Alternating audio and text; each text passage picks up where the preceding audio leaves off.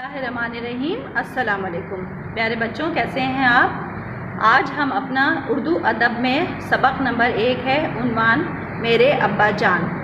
तो ये जो है सबक हमारे मशहूर शायर अल्लामा इकबाल के बेटे जो हैं साहबजादे जावेद इकबाल, उन्होंने अल्लामा इकबाल के बारे में लिखा है कि वो किस तरह की आदतों के मालिक थे और उनका बचपन कैसे गुजरा। तो हम इस चैप्टर में या इस सबक में हम उनके बारे में पढ़ेंगे। तो चलें हम अपने सबक की बुलंद ख़्वानी करते हैं।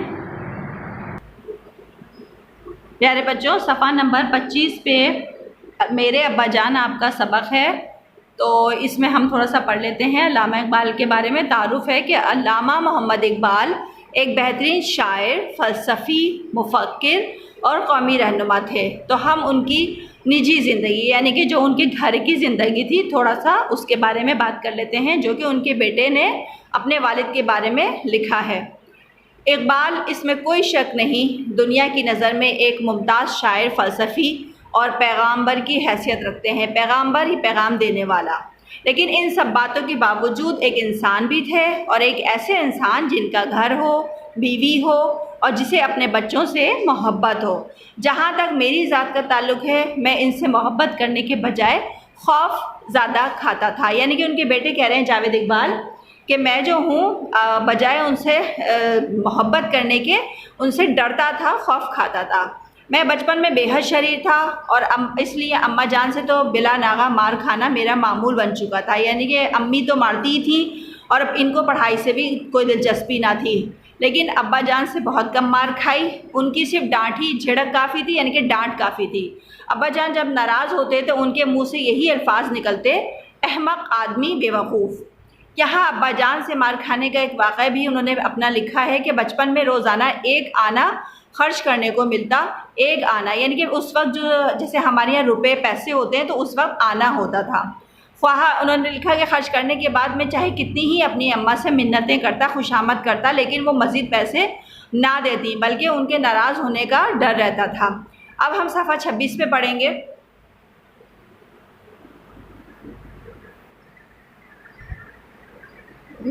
एक बार उन्होंने वाक़या लिखा कि कोई मिठाई बेचने वाला उनके घर के सामने आया। अब मिठाई देखकर वो बहुत ललचाए, यानी कि उनका बहुत दिल चाहा कि वो खाएं, लेकिन उनकी जेब खाली थी। उन्होंने क्या करा, उसको तो बिठाया और अपनी अम्मी के पास दौड़ कर आए कि अम्मी कुछ पैसे मिलेंगे। उन्होंने सोचा कि उनकी अम्मी जो है वो पैसे दे देंगी, तो उनकी अम्मी ने उनको टका सा जवाब दे दिया, यानी कि साफ मना कर दिया।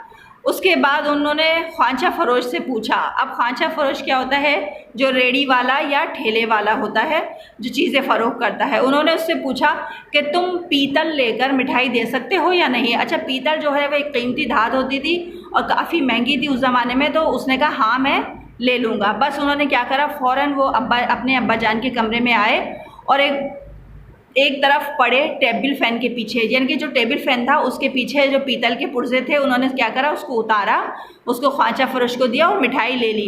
लेकिन शामत आमाल, यानी कि बुरे काम जो इंसान करता है उसकी वजह से जो उसकी पिटाई होती है, उनके जो शोफर था, ड्राइवर था, वो उसने देख लिया। उसने क्या करा, इनकी शिकायत अल्लामा इकबाल से कर दी। अब जब वो खुशी से उछलते कूदते घर में दाखिल हुए तो अल्लामा इकबाल ने उनको बुलाया। अब वो डरते डरते अपने अब्बा के कमरे में गए, तो उन्होंने देखते ही वो उठ खड़े हुए और 3-4 थप्पड़ उन्होंने उनकी गर्दन पर जमा दिए, यानी कि लगा दिए या मार दिए।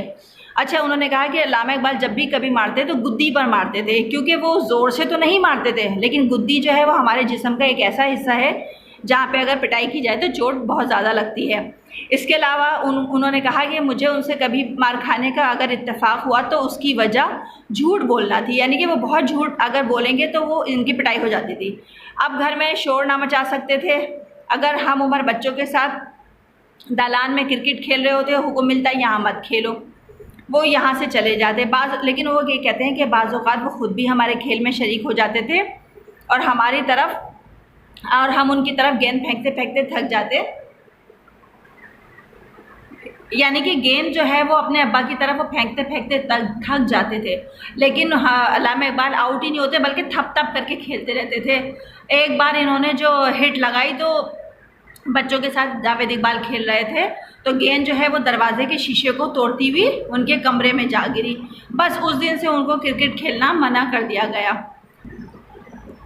جاوید اقبال کہتے ہیں کہ علامہ اقبال کی خواہش تھی کہ وہ تقریر کرنا سیکھیں۔ اس کے علاوہ وہ یہ بھی چاہتے تھے کہ وہ کشتی لڑا کریں۔ اس سلسلے میں انہوں نے اپنے گھر کے صحن میں ایک اکھاڑا بھی کھدوا دیا تھا۔ اچھا، اکھاڑا کہتے ہیں جہاں پہ پہلوان زور آزمائی کرتے ہیں یا کشتی لڑتے ہیں۔ پھر بڑی عید کے دن وہ ہمیشہ ان کو کہتے تھے کہ بکرے ذبح ہوتے وقت وہ وہاں موجود رہے، یعنی کہ جب وہ بکرے ذبح ہوتے تھے یا قربانی ہوتی تھی تو وہ جاوید اقبال سے کہتے تھے کہ تم وہاں موجود رہو، لیکن اور ان کا خود کا یہ حال تھا کہ وہ خون بہتے دیکھ نہیں سکتے تھے۔ علامہ اقبال کو انگریزی لباس سے سخت نفرت تھی۔ وہ ہمیشہ شلوار قمیض اور اچکن پہننے کی تلقین کیا کرتے تھے۔ اچکن جو ہوتا ہے بہت ایک نفیس سا کپڑا ہوتا ہے اور کافی مہنگا، تو وہ اس کو کہتے تھے کہ وہ پہنا کرو۔ اگر وہ غلطی سے اپنی قمیض یا شلوار کا کپڑا بڑھیا قسم کا یعنی کہ مہنگا لے آتے تو علامہ اقبال بہت ناراض ہوتے اور کہتے کہ تم اپنے آپ کو کیا رئیس کا بیٹا سمجھتے ہو اور تمہاری طبیعت میں غرور کی بو ہے، عمارت کی بو ہے، یعنی کہ پیسے کی بو ہے۔ اگر تم نے اپنے یہ انداز نان چھوڑے تو میں تمہیں کھدر کے کپڑے پہنا دوں گا۔ انہوں نے کہا کہ اگر تم نے یہ نہیں سب کچھ چھوڑا تو میں تمہیں جو ہے کھدر جو ہوتا ہے نا، ایک کپڑا ایسا ہوتا ہے جو تھوڑا سا لو کوالٹی کا ہوتا ہے، تو انہوں نے کہا میں تمہیں وہ پہناؤں گا۔ اس کے علاوہ جاوید اقبال کو 12 آنے سے زائد قمیض کا کپڑا خریدنا یا 8 روپے سے زائد کے بوٹ خریدنا جرم تھا، یعنی کہ 8 روپے سے زیادہ کے جوتے نہیں خرید سکتے تھے وہ، اور اس کی سزا بھی انہیں ملتی تھی۔ ویسے اگر انہیں کبھی یہ معلوم ہو جاتا کہ آج وہ جاوید اقبال جو ہیں وہ پلنگ پر سونے کے بجائے فرش پر سوئے ہیں تو علامہ اقبال بہت خوش ہوتے۔ اس کے علاوہ جاوید اقبال نے اپنی زندگی میں صرف ایک بار بائسکوپ دیکھنے کی اجازت ملی تھی۔ تو وہ اچھا، بائسکوپ کیا ہوتا ہے؟ جیسے سینما ہوتے ہیں اسی طرح کا، پہلے جو ہے نا وہ فلمیں چلتی تھی تو وہ دیکھنے کے لیے لوگ جاتے تھے۔ تو وہ ایک انگریزی فلم تھی جس میں نیپولین کا عشق دکھایا گیا تھا، مگر انہوں نے کہا کہ مجھے یاد ہے کہ انہوں نے علامہ اقبال کو یہ بات نہیں بتائی، بلکہ یہ کہا کہ اس فلم میں نیپولین کے حالات زندگی ہیں۔ ابا جان دنیا بھر کے جرری سپہ سالاروں، جرری یعنی کہ بہادر جو جرأت مند ہوتے تھے، ان سے والہانہ عقیدت رکھتے تھے۔ وہ اکثر خالد بن ولید رضی اللہ عنہ اور فاروق اعظم رضی اللہ عنہ کی مثالیں یا واقعات بتایا کرتے تھے۔ صفحہ نمبر 28 پہ چلتے ہیں۔ آخری ایام یعنی کہ جو ان کی زندگی کے آخری دن تھے اس میں علامہ اقبال کی نظر بہت کمزور ہو گئی تھی، اس لیے جاوید اقبال کو یہ حکم تھا کہ وہ روزانہ اخبار پڑھ کے سنائیں۔ اگر کبھی تلفظ غلط ہو جاتا تو بہت ناراض ہوتے اور پھر وہ رات کو کوئی غزل بھی ان کو سنایا کرتے تھے، اور اگر وہ غزل جو ہے غلط پڑھتے یا ایسی سیدھی سادے انداز میں پڑھتے تو علامہ اقبال کہتے کہ ان سے کہ تم شعر پڑھ رہے ہو یا نثر پڑھ رہے ہو، کیونکہ شعر پڑھنے کا ایک انداز ہوتا ہے تو وہ اس وجہ سے ان کو ڈانٹتے تھے۔ علامہ اقبال سے لوگ گھر ملنے آتے تھے، ہر شام کو ان کے دوستوں کی محفل ہوتی تھی اور ان کی چارپائی کے گرد کرسیاں رکھی جاتی تھی، اس پہ بیٹھ جاتے لوگ، اس پہ بیٹھ جاتے ان سے باتیں کرتے رہتے تھے۔ اور اگر کوئی خاص طور پہ جاوید اقبال کو یہ حکم تھا کہ اگر کوئی مباحثہ ہو رہا ہو، بحث ہو رہی ہو تو وہ موجود رہے، لیکن ان کو ان باتوں سے کوئی دلچسپی نہیں تھی اور وہ موقع پاتی وہاں سے بھاگ جاتے تھے، جس پر علامہ اقبال کو بہت دکھ ہوتا اور وہ اپنے دوستوں سے کہتے کہ یہ لڑکا میرے پاس بیٹھنے سے گریز کرتا ہے۔ اب وہ تنہائی بھی محسوس کرتے تھے، یعنی کہ وہ اپنے آپ کو تنہا محسوس کرتے تھے اور افسردگی سے کہتے کہ میں سارا دن مسافروں کی طرح پڑا رہتا ہوں اور میرے پاس کوئی نہیں بیٹھتا۔ آخری رات یعنی کہ جو ان کی زندگی کی آخری رات تھی وہ ان کی چارپائی کمرے میں بچھی تھی اور ان کے جو عقیدت مند تھے، دوست تھے، وہ ان کے پاس کھڑے ہوئے تھے۔ جب جاوید اقبال اپنے ابو کے کمرے میں داخل ہوئے تو وہ ان کی نظر کیونکہ بہت کمزور ہو گئی تھی تو وہ پہچان نہ سکے۔ انہوں نے پوچھا کہ کون ہے؟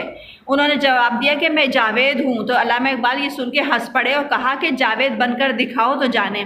جاوید بن کر دکھاؤ جانے سے مراد یہ ہے کہ جاوید ہمیشہ یعنی کہ بہت اونچا نام، اور ان کی خواہش تھی کہ وہ بہت اونچا نام کریں۔ پھر وہ اپنے دوست سے کہنے لگے کہ چودھری صاحب اسے جاوید نامہ کے آخر میں وہ دعا خطاب با جاوید ضرور پڑھوا دیجیے گا اور اس جاوید اقبال یہ کہتے ہیں کہ اس رات ان کے ہاں بہت سے ڈاکٹر آئے اور ہر کوئی پریشان دکھائی دیتا تھا، کیونکہ ڈاکٹروں نے کہہ دیا تھا کہ آج کی رات بہت مشکل ہے۔ تو کوٹھی کے صحن میں جگہ جگہ لوگ اکٹھے ہو کے سرگوشیوں سے باتیں کر رہے تھے، یعنی کہ آپس میں آہستہ آہستہ خاموشی سے باتیں کر رہے تھے، اور ڈاکٹروں نے علامہ اقبال کو یہ نہیں بتایا تھا اس پہ کہ ڈاکٹروں نے علامہ اقبال سے یہ بات چھپائی تھی کہ ان کی زندگی کی آخری رات ہے، لیکن وہ کیونکہ بہت زیادہ معاملہ فہم تھے، عقل مند تھے، تو انہیں اپنے دوستوں کے اس طرح سے کھڑے ہونے سے یہ پتہ چل گیا تھا کہ بساط عنقریب الٹنے والی ہے، یعنی کہ بساط عنقریب الٹنے والی ہے، یعنی کہ زندگی ان کی ختم ہونے والی ہے۔ اور اس رات وہ ضرورت سے زیادہ حشاش بشاش نظر آتے تھے، یعنی کہ وہ زندگی کی آخری رات میں بہت زیادہ خوش و خرم نظر آتے تھے۔ اچھا بچوں، یہ تھا جاوید اقبال کی کتاب سے کچھ وہ لیے تھے اقتباسات۔ اب ہم نے ان کے بارے میں جب یہ پڑھا تو ہمیں اندازہ ہو گیا کہ علامہ اقبال جو ہیں وہ بحیثیت شاعر تو پوری دنیا میں مشہور ہیں ہی، لیکن بحیثیت باپ کے وہ ان کی زندگی کس طرح تھی اور وہ کس طرح سے اپنے گھر والوں کے ساتھ رہتے تھے۔ مجھے امید ہے کہ آپ کو یہ سبق بہت اچھی طریقے سے سمجھ میں آ گیا ہوگا۔ بسم اللہ الرحمن الرحیم۔ السلام علیکم، کیسے ہیں آپ سب لوگ؟ آج ہم اپنے اردو ادب میں سبق نمبر 1 میں میرے ابا، اس کا عنوان ہے میرے ابا جان۔ اچھا، یہ سبق جو ہے وہ ہمارے قومی شاعر جو ہیں علامہ اقبال، جن کو پوری دنیا بحیثیت ایک شاعر کے جانتی ہے، پہچانتی ہے، اور سب سے بڑی وجہ یہ کہ انہوں نے پاکستان بنانے میں قائد اعظم کے ساتھ مل کے کام کیا، لیکن بحیثیت باپ کے وہ اپنے گھر میں کس طرح سے تھے اور کس طرح سے وہ اپنے بچوں کے ساتھ رہتے تھے۔ تو یہ جو سبق ہے یہ اسی اس عنوان پر ہے جو کہ ان کے بیٹے جاوید اقبال نے لکھا ہے۔ تو ہم یہ جب سبق پڑھیں گے تو ہمیں پتہ چل جائے گا کہ علامہ اقبال بحیثیت باپ کے اپنی اولاد کے ساتھ کس طرح سے پیش آتے تھے۔ اچھا، اب ہم آ جاتے ہیں سوال جواب کی طرف۔ سوال نمبر 1 ہے، بچپن میں ڈاکٹر جاوید علامہ اقبال سے خوف کیوں کھاتے تھے؟ اس کا جواب ہے کہ علامہ اقبال ایک سخت والد تھے اور اپنے بچوں کی تربیت خاص انداز سے کرنا چاہتے تھے، اس وجہ سے وہ اپنے والد سے خوف کھاتے تھے۔ سوال نمبر 2، کوئی سی 5 خوبیاں لکھیے جو علامہ اقبال اپنے بیٹے میں دیکھنا چاہتے تھے۔ جواب ہے کہ علامہ اقبال چاہتے تھے کہ ان کا بیٹا ہمیشہ سچ بولے، نمبر 2 بہادر ہو، نمبر 3 کشتی لڑا کرے، نمبر 4 شعر و ادب سے لگاؤ رکھتا ہو، نمبر 5 سادگی پسند ہو۔ سوال نمبر 3 ہے، جاوید بن کر دکھاؤ تو جانے سے کیا مراد ہے؟ جاوید کے معنی ہیں ہمیشہ، ہمیشہ کے لیے۔ علامہ اقبال چاہتے تھے کہ ان کا بیٹا اپنے اندر ایسی خوبیاں پیدا کرے کہ ہمیشہ اس کا نام دنیا میں جانا جائے۔ یہ سوال نمبر 3 مکمل ہو گئے، آپ اس کو اپنی بکلٹ میں اسی طرح سے لکھیں گے۔ اس کے بعد ہم آ جاتے ہیں سوال نمبر 4 پہ۔ سوال نمبر 4 ہے، علامہ اقبال کو کن باتوں سے اندازہ ہو گیا تھا کہ ان کا آخری وقت آ گیا ہے؟ اس کا جواب یہ ہے کہ ڈاکٹروں نے علامہ اقبال کو نہیں بتایا تھا کہ ان کا آخری وقت قریب ہے، لیکن لوگوں کو سرگوشیوں میں باتیں کرتے دیکھ کر علامہ اقبال کو یقین ہو گیا تھا کہ ان کا آخری وقت آ گیا ہے۔ یہ آپ کے 4 سوال مکمل ہو گئے۔ اب آپ اپنی بکلیٹ کے صفحہ نمبر 13 پہ خالی جگہ پہ آ جائیے، خالی جگہ پر کریں۔ نمبر 1 ہے، علامہ اقبال دنیا کی نظر میں ایک ممتاز شاعر ڈیش اور پیغامبر کی حیثیت رکھتے ہیں۔ اس ڈیش میں آپ لکھیں گے فلسفی۔ نمبر 2 پہ آ جائیے، ڈاکٹر جاوید اقبال کو بچپن میں روزانہ ڈیش جیب خرچ ملا کرتا تھا، 1 آنا۔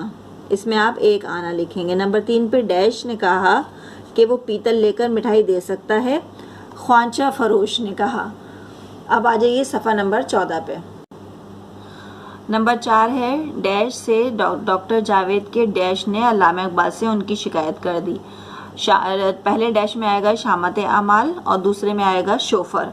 اس کے بعد نمبر 5 پہ آ جائیے، علامہ اقبال نے ڈاکٹر جاوید اقبال کے لیے گھر میں ڈیش بھی کھدوایا تھا، اکھاڑا بھی کھدوایا تھا۔ ڈیش میں اکھاڑا آئے گا۔ نمبر 6، ڈاکٹر جاوید کے لیے 12 آنے سے زائد ڈیش کا کپڑا خریدنا یا 8 روپے سے زائد کے ڈیش خریدنا جرم تھا۔ پہلے ڈیش میں قمیض آئے گا، دوسرے میں بوٹ آئے گا۔ اس کے بعد نمبر 7 پہ علامہ اقبال نے ڈاکٹر جاوید کو اپنی زندگی میں صرف 1 بار ڈیش دیکھنے کی اجازت دی تھی، بائسکوپ دیکھنے کی۔ اس کے بعد نمبر 8 پہ علامہ اقبال ڈاکٹر جاوید کو اکثر ڈیش اور فاروق اعظم رضی اللہ عنہ کی باتیں سنایا کرتے تھے، ڈیش میں آئے گا خالد بن ولید رضی اللہ عنہ۔ نمبر 9 پہ علامہ اقبال کی آخری رات ہر کوئی ڈیش دکھائی دیتا تھا، پریشان۔ اس کے بعد آخری خالی جگہ ہے کہ اپنی آخری رات علامہ اقبال ضرورت سے زیادہ ڈیش دکھائی دیتے تھے، حشاش بشاش۔ یہ آپ کی پوری 10 خالی جگہ مکمل ہو گئیں۔ اس کے بعد آ جائیے صفحہ نمبر 14 پہ ہی صحیح اور غلط پہ۔ نمبر 1 ہے کہ ڈاکٹر جاوید اپنے والد سے بہت زیادہ خوف کھاتے تھے، تو یہ صحیح ہے، رائٹ، اس پہ رائٹ لگائیے گا۔ نمبر 2 ڈاکٹر جاوید کو پڑھائی سے بہت دلچسپی تھی، تو یہ رانگ ہے یعنی کہ غلط ہے۔ نمبر 3 بچپن میں ڈاکٹر جاوید نے اپنے والد سے بہت مار کھائی، یہ بھی غلط ہے۔ نمبر 4 علامہ اقبال ڈاکٹر جاوید کو گدی پر مارا کرتے تھے، یہ بالکل صحیح ہے کہ وہ گدی پہ مارا کرتے تھے۔ اس کے بعد آخری ہے علامہ اقبال کو انگریزی لباس سے سخت نفرت تھی، تو یہ صحیح ہے۔ اب آپ کے پاس یہ سارے 5 صحیح غلط بھی ہو گئے، آپ اس کو بالکل اسی طرح سے اپنی بکلیٹ میں کر لیجئے گا۔ اس کے بعد صفحہ نمبر 15 پہ آ جائیے۔ اچھا، اب صفحہ نمبر 15 پہ ہے الفاظ جملے۔ پہلا ہے جھڑک دینا، اس کا جملہ میں نے بنایا ہے کہ بچوں کو جھڑک کر بات نہیں کرنی چاہیے۔ نمبر 2 ہے سرگوشیاں، محفل میں سرگوشیاں کرنا بری بات ہوتی ہے۔ اس کے بعد نمبر 3 پہ ہے بساط الٹنا، کھیل کے میدان میں پاکستان نے انڈیا کی بساط الٹ دی۔ اس کے بعد ہے عن قریب ہمارا نتیجہ آنے والا ہے۔ اس کے بعد ہے حشاش بشاش، میں روزے رکھ کر بھی حشاش بشاش رہتا ہوں۔ اچھا، یہ جملے بھی آپ کے مکمل ہو گئے۔ اب آپ ایسا کر سکتے ہیں کہ اگر آپ اس جملوں کے علاوہ کچھ اور جملے بھی بنانا چاہتے ہیں اپنی مرضی سے، تو آپ وہ بھی بنا سکتے ہیں۔ اس طرح ہمارا سبق نمبر 1 میرے ابا جان مکمل ہو گیا۔ اچھا، اب آ جاتے ہیں صفحہ نمبر 1 پہ، اور صفحہ نمبر 1 ہے آپ کا اردو قواعد کا، ٹھیک ہے۔ اردو قواعد میں جو آپ کا پہلی مشق نمبر 1 ہے وہ ہے اسم ذات، یعنی کہ اسم ذات کی جو مختلف اقسام ہیں ان کے آپ کو جملے بنانے ہیں 2 تو یہاں میں نے 2 جملے بنا دیے، میں ان کو دہرا رہی ہوں اور آپ بھی دیکھ لیجئے اور سمجھ لیجئے۔ پہلا ہے جملہ میں نے بنایا ہے، یہ اسم آلہ ہے، اور اچھا تھوڑی سی یہاں پہ تعریف کر دیتی ہوں اسم آلہ کی، کہ وہ اسم جس میں اوزار کے معنی پائے جائیں یا کسی ایسی چیز کا نام جس سے کوئی کام لیا جائے، جیسے چاقو، چھری، خنجر وغیرہ، وہ اسم آلہ کہلاتا ہے۔ تو اسم آلہ کے 2 جملے یہ ہو گئے کہ یہ تلوار بہت مضبوط ہے، تلوار جو ہے وہ اوزار میں آ جاتی ہے۔ نمبر 2 فوجی کے ہاتھ میں بندوق ہے، یہ دونوں اسم آلہ ہو گئے۔ اس کے بعد آپ کا آ جاتا ہے اسم جمع۔ اسم جمع کی تھوڑی سی ڈیفینیشن میں یہ کر دوں کہ وہ اسم ہے جو بظاہر تو ایک معلوم ہوتا ہے لیکن زیادہ تعداد، جماعت یا گروہ کے لیے بولا جاتا ہے۔ تو اس کا جملہ ہم یہ بنائیں گے کہ یہ بھیڑ بکریوں کا ریوڑ ہے، ریوڑ بہت سارے جانور ہو جاتے ہیں تو اس لیے۔ نمبر 2 پہ آ جائیے کہ میرے ہاتھ میں خوش نما پھولوں کا گلدستہ ہے، تو بہت سارے پھول مل کے گلدستہ بناتے ہیں، تو یہ جمع آ گیا، ٹھیک ہے۔ اس کے بعد نمبر 3 پہ آپ آ جائیے اسم ظرف۔ اب اسم ظرف کی تھوڑی سی تعریف یہ ہوگی کہ وہ اسم ہے جس میں جگہ یا وقت کے معنی پائے جاتے ہیں، جیسے دن، رات، گھر، مسجد وغیرہ۔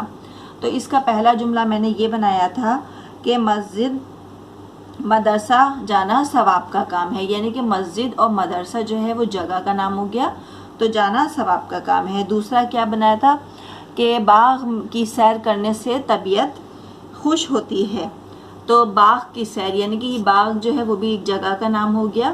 تو اس طرح سے یہ دونوں جملے اس میں ظرف میں آ گئے۔ اس کے بعد سب سے آخر میں آ جائیے اس میں صوت۔ اس میں صوت وہ اسم ہے جو کسی جاندار یا غیر جاندار اسم کی آواز کو ظاہر کرے، جیسے چھم چھم، کائیں کائیں وغیرہ۔